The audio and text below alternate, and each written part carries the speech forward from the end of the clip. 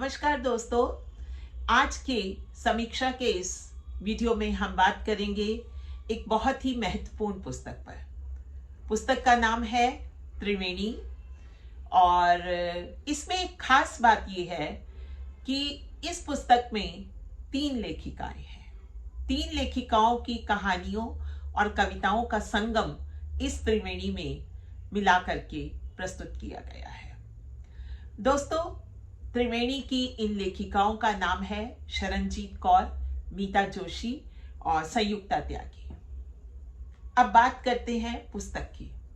पुस्तक मंदा पब्लिशर्स से छपी है और किताब का कलेवर बहुत सुंदर है और जितना सुंदर कलेवर है उतनी ही सुंदर त्रिवेणी यानी कि तीनों लेखिकाओं की लेखनी का संगम हमें इसमें मिलता है।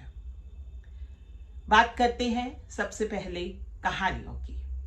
दोस्तों, महिलाओं की कहानियां अपने आसपास के परिवेश से, अपने आसपास की छुहन से, अपने आसपास के विश्वास से और अपने जीवन से जुड़ी होती है। ऐसी ही कहानियां इस पुस्तक में है। सबसे पहले बात करते हैं शरणजीत कौर की कहानियों की। शरणजीत कौर की कहानियां अपने आसपास के परिवेश से जुड़ी है और उसमें एक स्त्री मन की बात को, एक स्त्री के भीतर चल रही उठापटक को बहुत आसानी से, बड़े सहज तरीके से पाठकों के समक्ष रखा गया है। कुछ कहानियां जहां मन के धरातल को छूती हैं, वहीं कुछ कहानियां हमें कुछ शिक्षा भी दे जाती है। अब बात करते हैं मीता जोशी की। मीता जोशी की कहानियों में हमेशा से ही मैं उनकी बहुत सी कहानियां पढ़ चुकी हूँ। बहुत से ब्लॉग्स वो लिखती हैं, बहुत से मंचों पर उन्हें सम्मानित किया जा चुका है और मैं व्यक्तिगत रूप से उनकी कहानियां बहुत पसंद करती हूँ। मीता जोशी, इनकी कहानियों में स्त्री मन की उठापटक के साथ साथ यथार्थ के धरातल का खुरदरापन भी होता है। रिश्तों की सहजता और जटिलता को ये बड़ी आसानी से पाठकों तक पहुंचा देती है।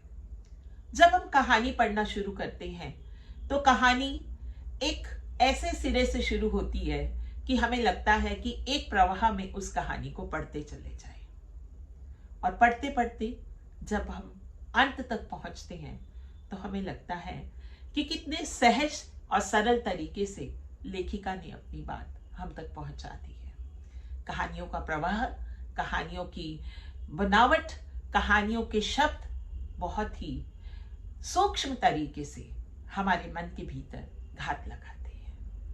आप बिना रुके उन्हें पढ़ते चले जाते हैं। और अब मैं इस त्रिवेणी की तीसरी लेखिका यानी संयुक्ता त्यागी की बात करती हूँ। संयुक्ता की कहानियां संयुक्त रूप से उस मन की कहानियां हैं जिसके भीतर बहुत सी संवेदनाएं हैं। उस धरातल की कहानियां हैं जिसमें यथार्थ के खुरदरेपन के साथ साथ मन के भीतर छुपे हुए वो भाव हैं जो कभी कभी लोगों तक पहुंचाना बहुत मुश्किल होता है। संयुक्ता इस कहानी संग्रह में अपनी सशक्त लेखनी से उभर करके आई है। वहीं शरणजीत कौर अपने परिवेश से जुड़ी हुई हैं और मीता जोशी रिश्तों को बखूबी बयान करना जानती है। इस कहानी संग्रह, यूं कहूं कि त्रिवेणी, इस त्रिवेणी में 2 हिस्से हैं जैसे कि मैंने वीडियो के आरंभ में बताया। एक हिस्से में आरंभ में कहानियां हैं और बाद में कविताएं हैं। बस मुझे एक बात खटक रही है कि अगर लेखिकाओं ने ये एक संयुक्त अंक निकाला जिसे वो कहानी संग्रह या त्रिवेणी का नाम दे रही हैं, तो शायद अगला संग्रह कविताओं का होना चाहिए था। दोनों विधाओं को एक ही पुस्तक में समाहित करना कहीं कहीं थोड़ा सा खटकता है। पर फिर जब आप कविताएं पढ़ते हैं तो कविताएं भी उसी धरातल पर, उसी प्रवाह के साथ, उसी लेखनी के ओजस के साथ, उसी संवेदना के साथ इस कदर आगे बढ़ती हैं कि आप उनके भीतर छिपी हुई परतों को अनायास ही अपने मन में महसूस करने लगते हैं। एक कविता की कुछ पंक्तियां आपको पढ़ के सुनाती हूं। मीता जोशी की ये कविता है बचपन।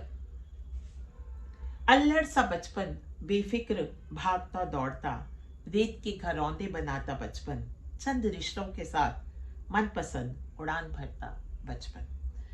और देखिए शब्दों का किस तरह से वो एक ताना बाना बुनती हैं कि दुनिया भर, अंतिम पंक्तियां पढ़ रही हूं कि दुनिया भर के जंजालों से मुक्त, मतवाला पाक सहृदय, अपने ही रंगों में रंगा, अपनी ही किलकारियों पर इतराता बचपन।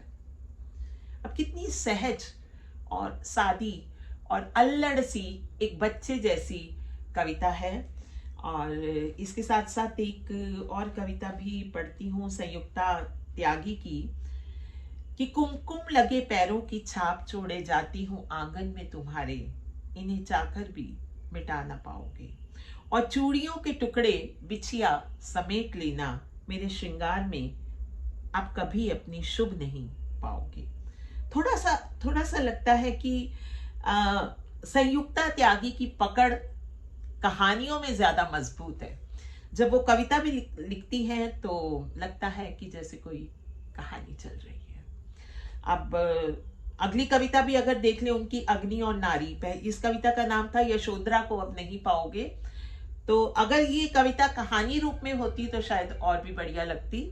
और अगली है अग्नि और नारी। संयुक्ता की इसी कविता की 2 लाइनें पढ़ती हूँ कि अग्नि और नारी दोनों ही होती हैं ओज से भरी, पवित्रता से परिपूर्ण, हवन कुंड समान घर में प्रज्वलित, अपनी ही धुन पर थिरकती आत्ममग्न।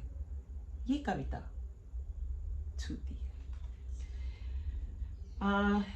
कुछ एक और कविताएं भी हैं जो कहीं खटकी भी और कहीं मन के भीतर पहुंची भी, जैसे शरणजीत कौर की कविता कि सांझ ढले खड़ी हो जाती है वो द्वार पर, अपने अंदर की स्त्री को एक बार फिर से मारकर। वो रोज मरती है पर फिर भी खत्म नहीं होती, दीर्घायु हो कहने वाली मां का आशीष, शायद वो स्त्री कभी नहीं खोती। तो ये बात शरणजीत कौर की ये जो कविता है,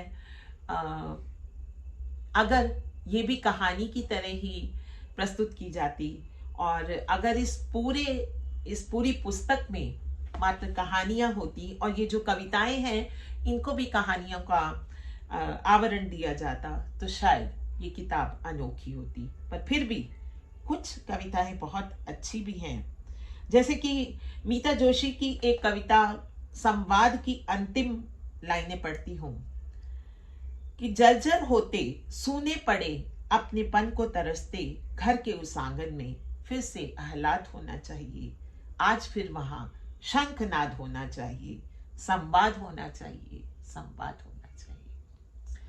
तो सच में संवाद होना चाहिए, चाहे वो कविताओं के माध्यम से हो या कहानियों के माध्यम से हो। और मेरी राय ये है कि ये पुस्तक आप जरूर पढ़ें।